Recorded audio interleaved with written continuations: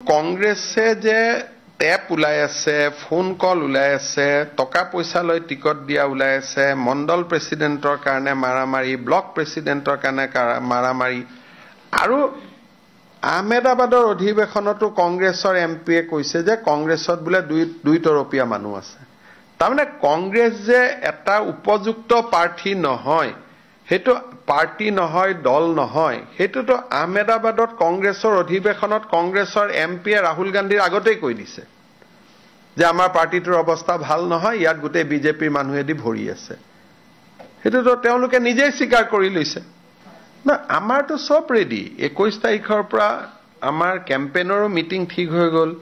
মই ক'ত মিটিং কৰিম, দিলীপ শইকীয়াই ক'ত মিটিং কৰিব, আমাৰ মন্ত্ৰীসকলে ক'ত কৰিব, কোনে ক'ত প্ৰচাৰত যাব, কেইখন মিটিং হ'ব, আপোনালোকে পীযুষ হাজৰিকাই মেনেজমেণ্ট কমিটি চাই আছে, সুধিলে গম পাব যে আমাৰ সব ৰেডি। আমাৰ একো পোষ্টাৰ আহি গ'ল, মেনিফেষ্টো ৰেডি। গতিকে বিহু শেষ হোৱাৰ দিনাখনৰ পিছতে আমি জঁপিয়াই পৰিম। আমাৰ সকলো ৰেডি হৈ আছে। আৰু এইটো বুলি নহয়, আমি আৰু 3টা ইলেকশ্যনৰ কাৰণে ৰেডি হৈ আছো। BTC, সোণোৱাল কছাৰী, মিচিং কাউন্সিল, তাৰ কাৰণেও আমাৰ বেলেগ টিমে কাম কৰি আছে। আমি পঞ্চায়ততে ৰখি যোৱা নাই। BTCৰ কমিটি অলৰেডি গঠন হৈ গ'ল মোৰ সভাপতিত্বত, মিচিং কাউন্সিলৰ কমিটি হৈ গ'ল, সোণোৱালৰ কমিটি হৈ গ'ল। গতিকে পঞ্চায়তলৈকে ৰখি নাথাকি আমি নেক্সটটো সোমাই গ'লো। ফাইনেল সেমি ফাইনেল বুলি একো নাই, আৰু আমি এটাৰ পিছত এটা প্ৰস্তুত হৈ গৈ থাকিম। কাৰণ এইখন সেমি ফাইনেল বুলি ক'লে BTC ইলেকশ্যনৰতো কিবা এটা নাম হ'ব লাগিব। সেইকাৰণে কোৱাৰ্টাৰ বুলি ক'লে সেমি ক'ব ভাল হ'ব। যদি এখন সেমি কয় তেতিয়া সেইখনক কি বুলি ক'ব? সেইকাৰণে ৰাভাক লীগ বুলি ক'ব লাগিব, এখন কোৱাৰ্টাৰ বুলি ক'ব লাগিব BTCক, যদি ফুটবলৰ লগত তুলনা কৰে। গতিকে এইটো আপোনালোকৰ ওপৰত নিৰ্ভৰ যে পঞ্চায়ত আৰু BTC, পঞ্চায়ততো সিট থাকিব, BTCতো 15খন আসন আছে, সিওতো এখন ফাইনেলত সোমাব লাগিব, কিবা এটা কোৱাৰ্টাৰে হওক সেমিতে হওক। গতিকে সেইটো সময়ত আপোনালোকে যি নাম দিয়ে, আৰু আমাৰ নাম লৈ পেলাই কোনো কথা নাই। স্যাৰ, গুৱাহাটীত শেহতীয়াকৈ কেইবাটাও পথ দুৰ্ঘটনা হৈছে, তাৰ দুৰ্ঘটনাৰ কাৰণ হৈছে ডাম্পাৰৰ দুৰাত্ম।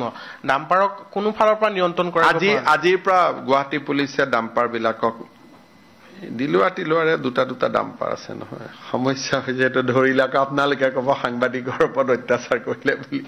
যি নহওক, আজিৰ পৰা ডাম্পাৰৰ ওপৰত একশ্যন হ'ব।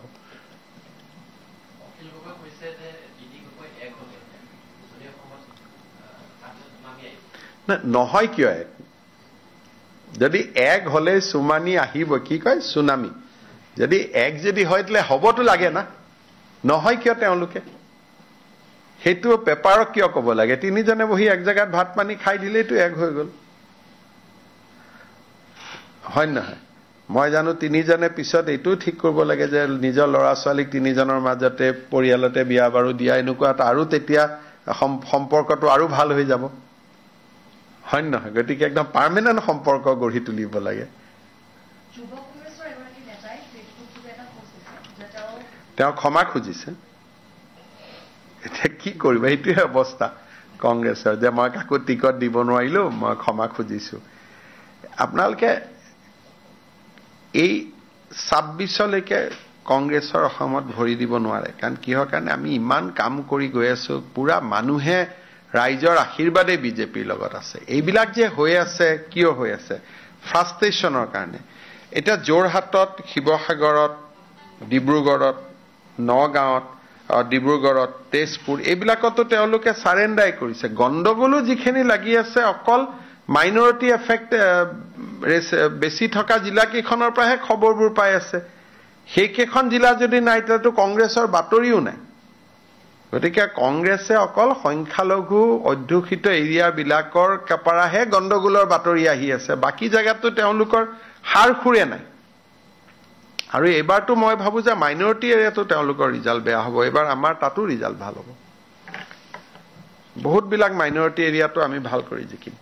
ইতিমধ্যে বহুখিনি খবৰ ওলাই আছে যে চাৰ্টিফিকেটো জাল কৰিছে, তেলেংগানা কবাৰ চাৰ্টিফিকেটো আনি শৈক্ষিক অৰ্হতা দেখুৱাইছে। কিন্তু সি এটা নিজৰ জাগাত আছে, কিন্তু মেক্সিমাম এনেকুৱাও জাগা আছে য'ত কংগ্ৰেছে প্ৰাৰ্থীয়ে দিয়া নাই, ইণ্ডিপেণ্ডেণ্টেহে বিজেপিৰ লগত কণ্টেষ্ট কৰি আছে বহুত জাগাত।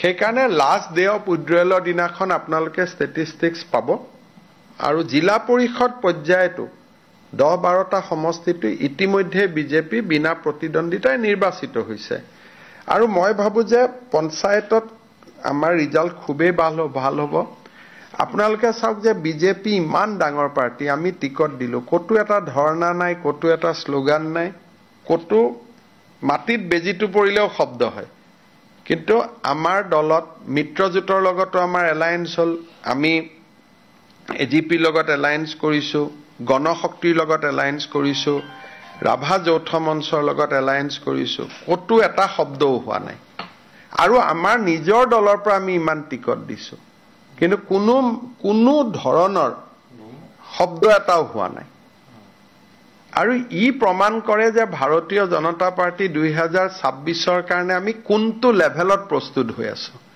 সদস্য ভৰ্তিৰ অভিযানৰ পৰা আজিলৈকে প্ৰেসিডেন্ট সিলেক্ট হল জিলা ডিস্ট্ৰিক্ট প্ৰেসিডেন্ট হল ব্লক প্ৰেসিডেন্ট হল গোটেই ডিসিপ্লিন আৰু এটা ইনভলভমেন্ট আপোনালোকে দেখা পাব আৰু এবাৰ জিলা পৰিষদতো বা পঞ্চায়ততো টিকেট ফিল্ডৰ পৰা যেনেকৈ আহিছে আমি তেনেকৈ দিছো কিন্তু কতো প্ৰতিবাদ নাই তাৰমানে পঞ্চায়তটো এটা জাস্ট আৰম্ভণি 26ৰ কাৰণে আমি কোনটো পৰ্যায়ত সাজু হৈ আছো ইয়াৰ পৰা আপোনালোকে আন্দাজ কৰিব পাৰে